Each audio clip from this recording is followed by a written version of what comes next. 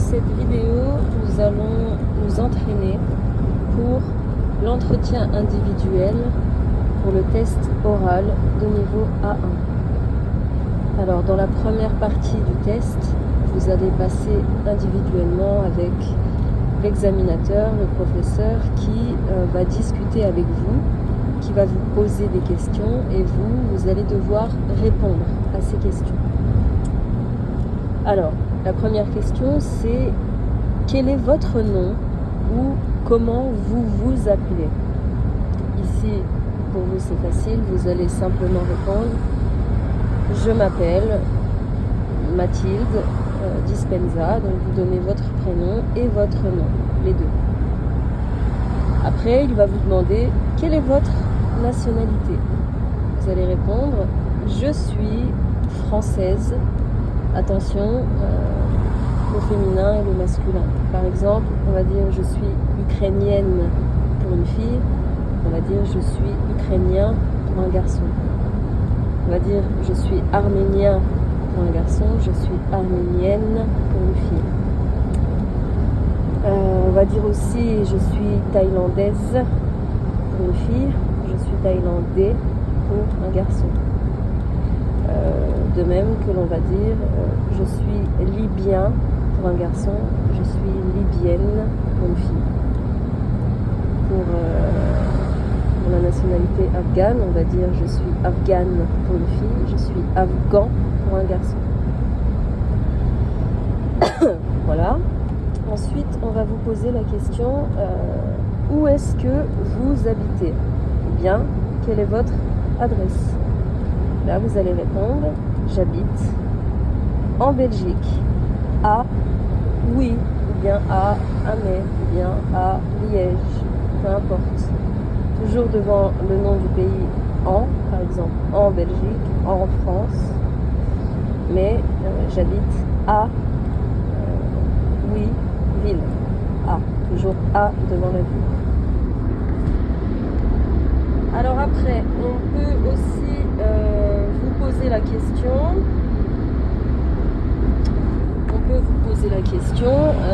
Est-ce que vous êtes marié? Parlez-moi un peu de votre famille.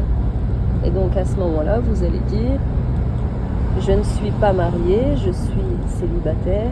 Bien, je suis mariée, j'ai des enfants. J'ai 4 enfants, j'ai 2 garçons, j'ai 2 filles.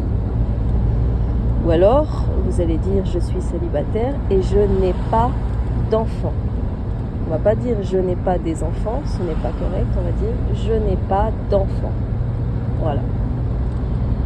Alors ensuite, vous pouvez parler de votre famille, c'est-à-dire de vos frères et sœurs, de votre papa, de votre maman, de votre oncle, même de vos cousins, pourquoi pas.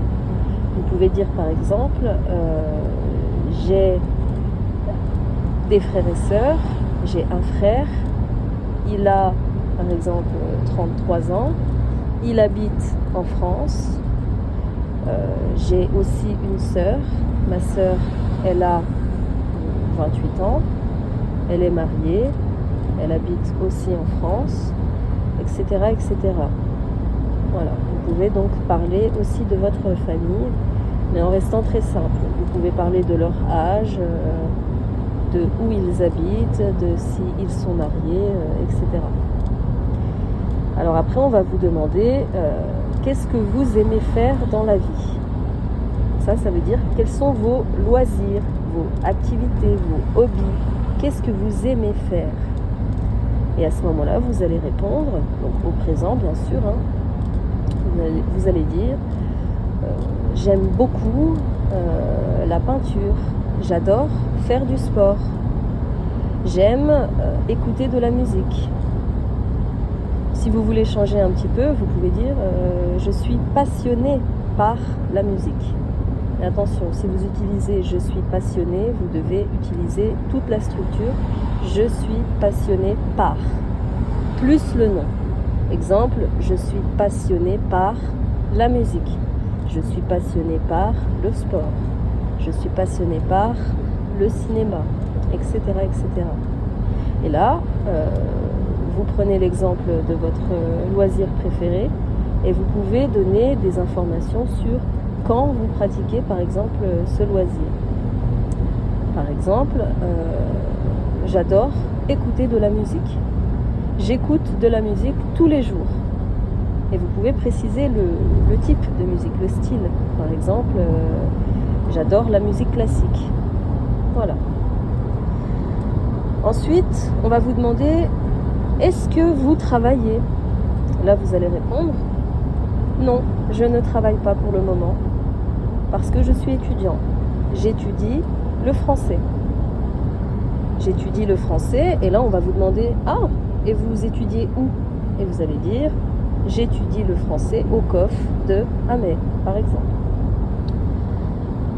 Alors, ensuite, on va commencer à vous poser des questions pour tester votre compréhension, votre connaissance du futur proche et du passé composé. Alors, on va par exemple vous demander, en utilisant le futur proche, on va vous dire, est-ce que vous pouvez me raconter ce que vous allez faire ce week-end ? Qu'est-ce que vous allez faire ce week-end ? Et là, vous allez devoir utiliser le futur proche. Donc le futur proche, je vous rappelle que c'est un temps composé de 2 verbes. Le premier, c'est le verbe aller conjugué au présent de l'indicatif, plus le verbe à l'infinitif. Donc par exemple, si vous voulez dire que ce week-end, eh bien, vous allez écouter de la musique ou faire la fête, etc., vous allez dire, ce week-end, je vais aller chez mes amis. Je vais écouter de la musique avec mes amis. Je vais faire la fête. Là, c'est assez facile parce qu'il y a simplement à retenir la première partie, c'est-à-dire je vais, plus le verbe à l'infinitif. Exemple, je vais aller. Aller, c'est un verbe à l'infinitif. Je vais dormir jusque tard. Dormir, c'est aussi un verbe à l'infinitif. Après, voilà, vous pouvez utiliser beaucoup de structures. Vous pouvez dire que ce week-end, vous allez faire du sport. Ce week-end, je vais faire du sport avec mon ami. On va aller à la salle de sport. Et puis ensuite, on va aller au restaurant, par exemple. Voilà, donc ça c'est pour le futur proche et donc parler de vos plans en fait pour ce week-end. Alors après, on peut vous demander, encore une fois, d'utiliser le futur proche et cette fois-ci vous demander de parler de vos projets d'avenir, c'est-à-dire parler de votre futur professionnel notamment. On va vous dire quels sont vos projets d'avenir. Et à ce moment-là, vous allez répondre, vous allez dire l'année prochaine, je voudrais continuer mes études. Par exemple, l'année prochaine, je voudrais encore étudier le français parce que je voudrais travailler. Et vous pouvez préciser dans quel domaine. Par exemple, je voudrais travailler comme professeur de luth. Je voudrais travailler comme directrice de théâtre. Je voudrais faire une formation pour travailler comme esthéticienne. Je voudrais faire une formation pour travailler comme mécanicien, etc., etc. Après, on peut vous demander également, est-ce que vous faites du sport ? Et là, vous allez répondre. Vous allez dire, si vous voulez dire non, vous allez dire non, je ne fais pas de sport. Mais je voudrais bien faire du sport. Je ne fais pas de sport parce que je n'ai pas le temps, parce que j'étudie. Ou je ne fais pas de sport parce que je n'ai pas le temps, je travaille. Et si vous voulez répondre à l'affirmative, vous allez dire oui, je fais du sport. Et par exemple, je fais du football avec mes amis.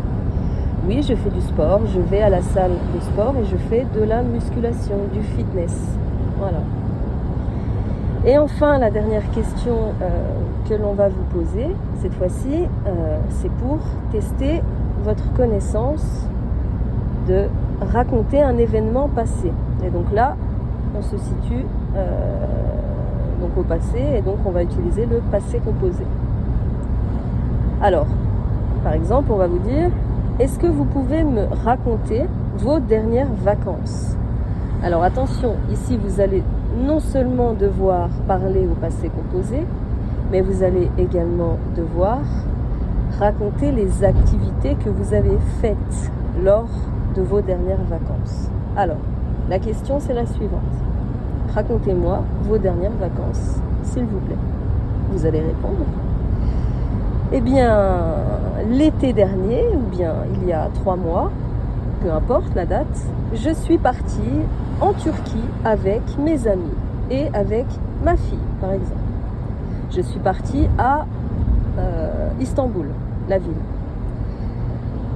Je suis partie à l'aéroport, enfin je suis arrivée à l'aéroport, j'ai pris l'avion, nous sommes partis à 8h du matin et nous sommes arrivés à l'hôtel. On a dormi à l'hôtel et puis le lendemain, nous sommes allés à la plage. J'ai mangé au restaurant et j'ai beaucoup aimé ces dernières vacances.